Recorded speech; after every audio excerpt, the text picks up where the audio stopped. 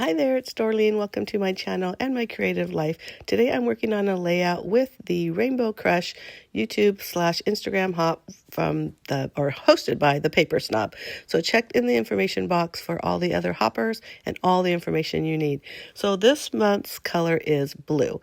Now I have 3 pieces, well actually it ends up being 4, but 3 pieces of pattern paper that are blue centered. This one has a little yellow. I cut down each of them to 10 inches long, or at least my hope is to do that, where I kind of messed up here, but you'll see my correction.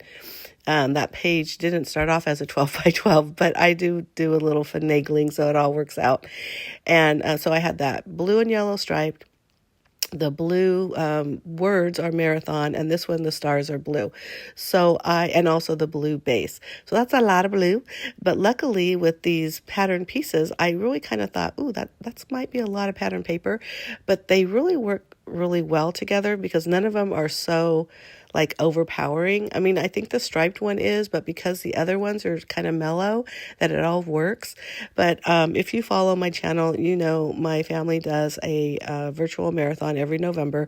So I have lots of pictures that go with that. And so this is just a continuation of year 3 of our Tomcat strut.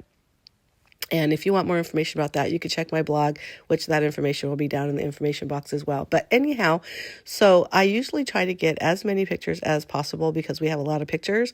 But in this layout, I thought, no, I'm just going to concentrate on a couple of pictures. So I had 3 that I was going to use.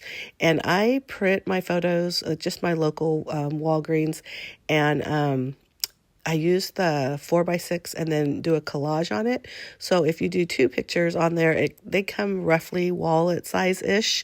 And if you do more than that, then they're bigger, smaller, thinner, fatter, whatever. But it's really fun, especially when you're doing an event where there's lots and lots of pictures and you might not need all of them to be 4x6. That's a really fun way to do that. But anyhow, back to the layout. So you saw how I fixed that. So I measured the larger piece and then I just cut down that smaller one to fit, and it looks perfectly fine. And the nice thing is I kind of covered some up with the photos. But so normally, like I said, these pages are very photo heavy, but I wanted to just kind of do 3 main photos. And so I grabbed 3 of the larger pictures, and that's how I'm going to fix it. I ended up changing one of them, but you'll see that towards the end too. I don't have a lot of embellishments, but so I was kind of thinking a little bit outside the box because I wanted to use some blue stuff. I did decide to add a circle, and then I'm going to wrap my title around the circle. And the fun thing is the circle is also a patterned piece of paper. And it's kind of like, it's supposed to be like notebook paper. So the lines are blue as well. I kind of grabbed that purposely. And then I also cut the title in dark blue. Now, the problem is I think it gets a little lost in on the layout. So I use a white pen and I kind of do some highlights on each of the letters, and I think that makes a really big difference. So I super speed this up so you don't have to see me lay out these letters. And then I start kind of fussing around with the placement of the photos. And once I do that, I kind of think to myself, you know what? I do have room in that circle for more photos. And even though I wasn't thinking I was going to make this super photo heavy, but I think it really worked because that circle kind of grounds everything. I don't know, that's just maybe me. But so I'm going through my stash, and like I mentioned, I have a lot of really small, almost kind of postage stamp size photos. So I'm adding 3 more photos. So I get 6 photos on this page, which I was super excited about. And I don't feel like it's too much. I mean, it just really kind of worked, especially because those photos are really small. But again, you know, hey, it's photo heavy and I love it. That's how I scrapbook. I don't do a lot of journaling on these pages because it's already the marathon that we do. It's really more for the photos and the memories of that. And then, so I do have some rub-ons that I found. And you know what? I'm going to tell you, they were like stashed underneath some paper that I had. So I looked at the thing and they're dated like 2001. So, they're old. I wasn't sure because rub-ons don't always work after you use them or after a while, but they worked fine. I did grab this little walking man.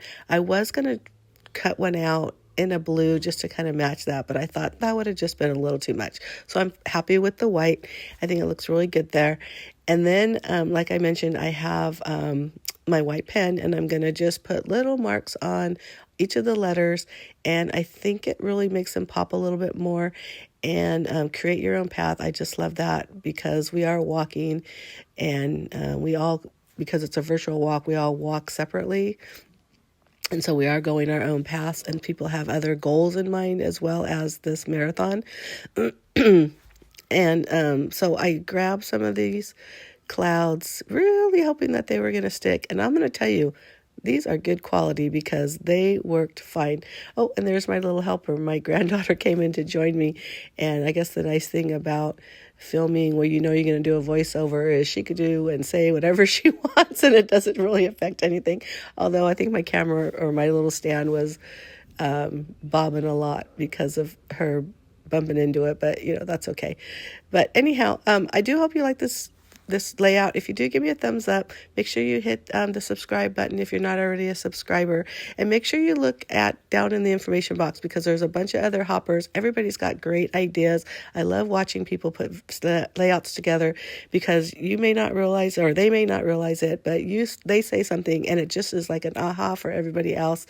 And so I learn a lot from other scrapbookers, and it's just like attending a crop because we all get to see each other make or use the same items, right? Or at least the same color in this case. So thanks again for watching. I hope you enjoyed it. I did end up putting some white pen around the border, which you could see there. And I think that really helped it a lot too. So thanks again for watching. Make sure you hop along. Bye.